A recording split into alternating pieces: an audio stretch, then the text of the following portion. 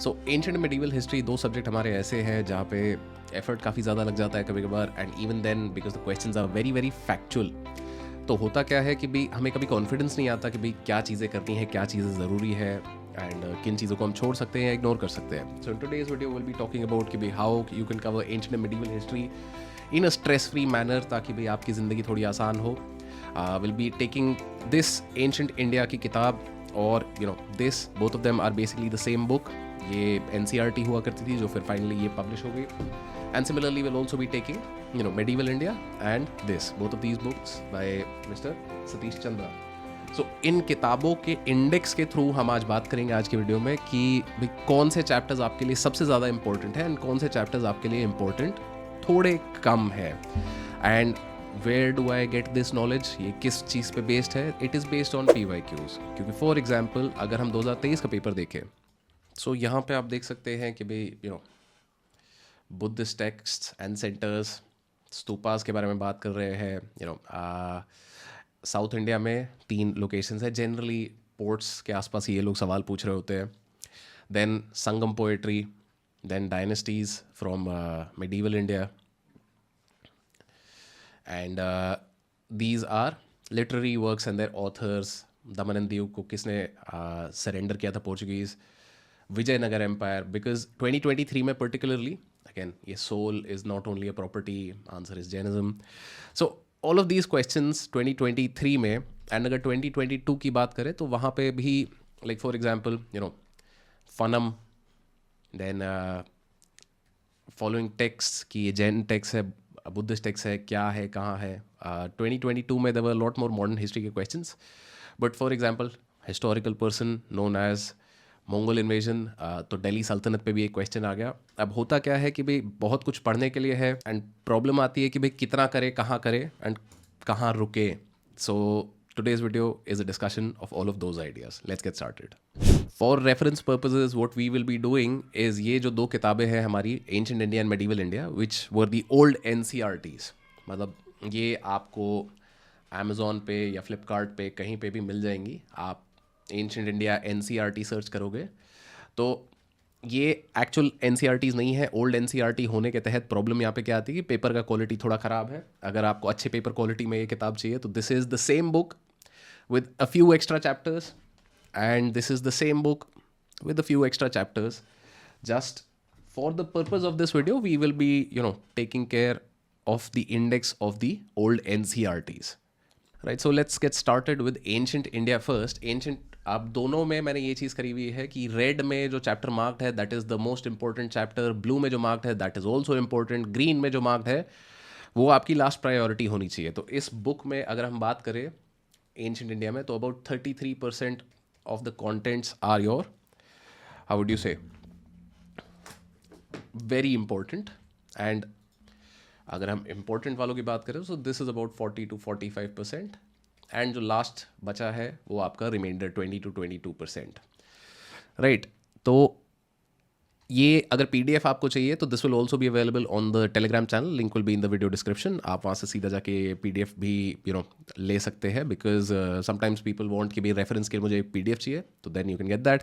But the idea is कि पहले जो 3 चैप्टर्स हैं इनको मैं यहाँ पे भी सेम कलर में मार्क करता हूँ। 4 चैप्टर्स जो है दीज आर ग्रीन।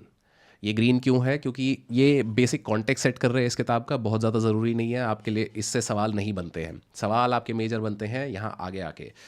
ये स्टोन एज वाले जो चैप्टर है this is also marked in blue, तो again you should read them, but priority आपकी कहाँ है? प्रायोरिटी आपकी 7 चैप्टर से शुरू होती है। Harappan culture, bronze age, then later transition, Jainism and Buddhism, very very important, then your significance of the Maurya rule, then life in the Gupta age, Harsha and his times, new states and rural expansion. तो अगर आप trend देखो इसमें तो trend क्या चल रहा है, वो चैप्टर्स जहाँ पे एडमिनिस्ट्रेशन की बात करी गई है या भाई ये सोसाइटी किस तरीके से ऑर्गेनाइज थी, all of those chapters are the most important ones, right. कि भाई वैदिक फेज से ट्रांजिशन कर रहे थे तब कैसी सोसाइटी थी, देन मौर्यास के टाइम पे सोसाइटी कैसी थी, गुप्तास के टाइम पे सोसाइटी कैसी थी, and Harshvardhan and in the aftermath society कैसी थी। Those are the most important chapters because यहाँ से आपके सबसे ज़्यादा सवाल बनते हैं। देन द सेकेंड प्रायोरिटी पे जो अपने चैप्टर्स आएंगे वो आपके आते हैं कि भाई स्टोन एज के बारे में भी बेसिक आपको पता होना चाहिए। बट अगेन ये चालकोलिथिक फार्मिंग वाला जो है इसको तो फिर भी आप मतलब और ग्रीन में भी ले सकते हो। But Aryan and Rigveda, this is again blue for you, important. ये वाले जो पार्ट्स है कि भाई इंडिया का एक्सटर्नल रिलेशंस कैसे थे एंड वर्ण सोसाइटी किस तरीके से ऑर्गेनाइज हो रही थी, रीऑर्गेनाइज हो रही थी at the time of Buddha, बोलने के लिए चैप्टर नंबर 13 है उसी टाइप की चीज़ों का जो हमने पहले बात करी कि भाई what was society like. But आप हमेशा देखोगे कि पीवाई क्यूज में ना वर्ण सोसाइटी को लेके बहुत ज़्यादा क्वेश्चन नहीं आते।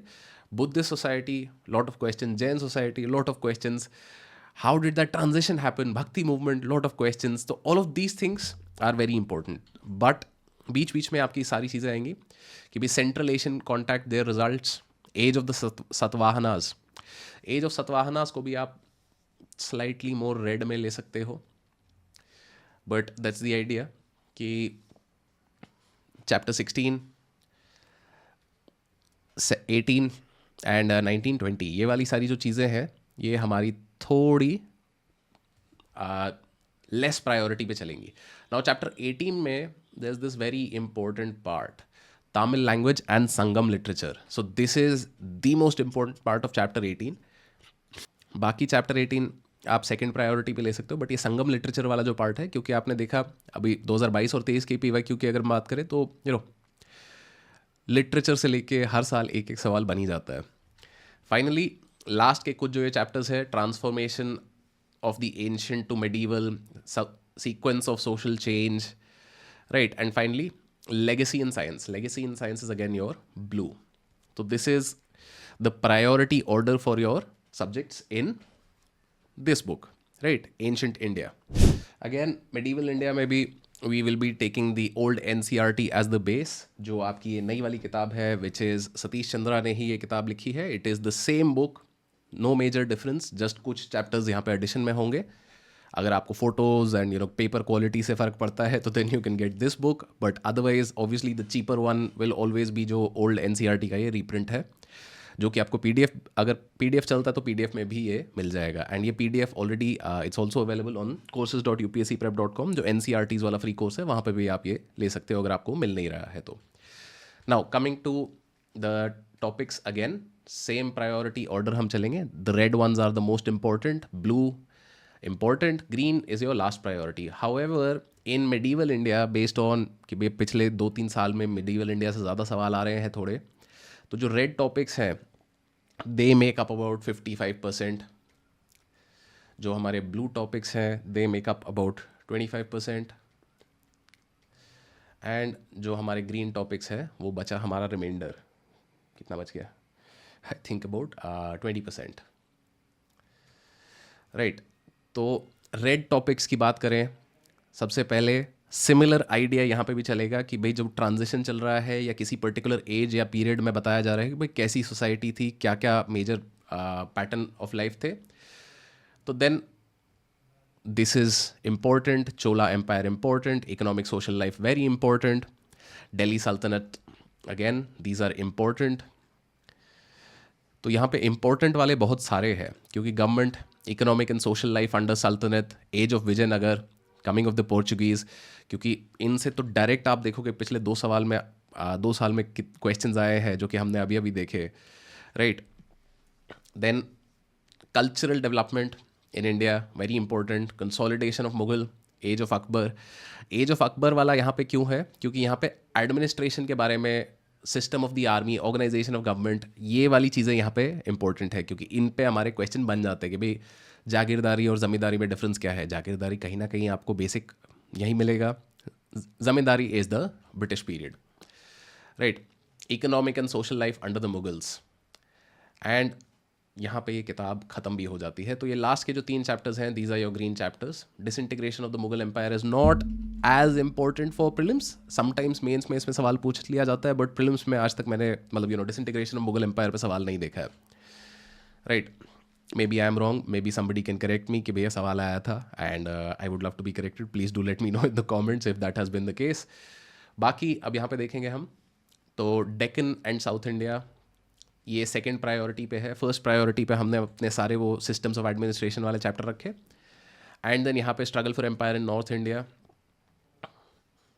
And then struggle for empire in North India part 1, and first page पे आए एज ऑफ कॉन्फ्लिक्ट। तो ये एज ऑफ कॉन्फ्लिक्ट वाले जो चैप्टर्स है, ये जो चैप्टर्स है दे आर एसेंशियली योर कि भाई ट्रांजिशन कैसे हुआ, so they also become very important. So that is it for today's video discussion. अगर आपको चाहिए ये PDF कि भाई इन दोनों NCERTs का आपको क्या क्या चीज़ें करनी है कवर, तो the PDF will be available on the Telegram channel, you can check it out over there. At the same time, if you're interested in joining a mentorship based course for Prelims 2024, you can check out Prelims 360 by visiting courses.upscprep.com. Best of luck on your UPSC journey.